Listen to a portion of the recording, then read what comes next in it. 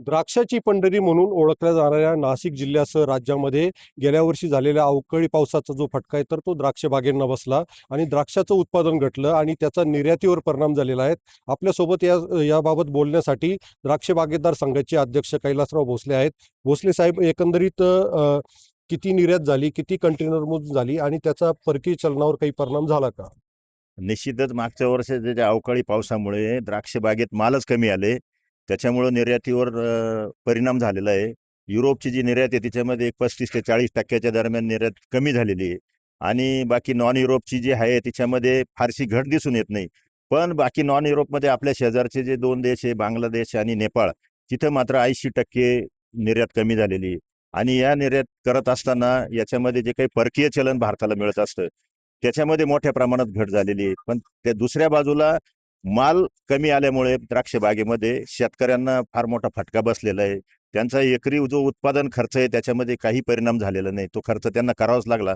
पण मात्र त्यांना जे मिळणारे पैसे 1 एकराचे जे असतात त्याच्यामधून त्यांना ते उत्पन्न मिळालं नाही आणि एका बाजूला भारताला परकीय चलन मिळालं नाही, दुसऱ्या बाजूला शेतकऱ्याला पैसे मिळाले नाही. अशी अवस्था सध्याची आपली झालेली.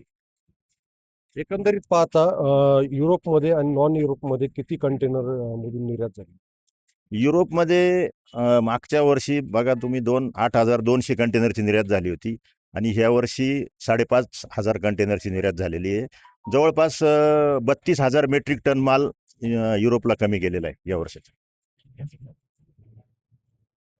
एकंदरीत पाहता जो अवकाळी पाऊस झाला आणि त्याचा फटका जो आहे तर तो उत्पादनावर झाला आणि त्याचा निर्यातीवर परिणाम झालेला आहे.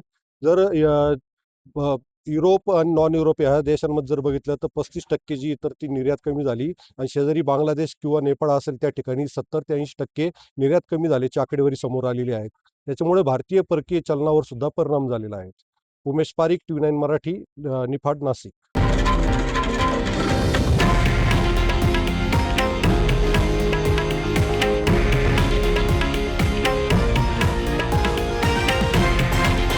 हे आहे देशातील नंबर 1 न्यूज नेटवर्क आणि आपण पाहत आहात TV9 मराठी, एकमेव.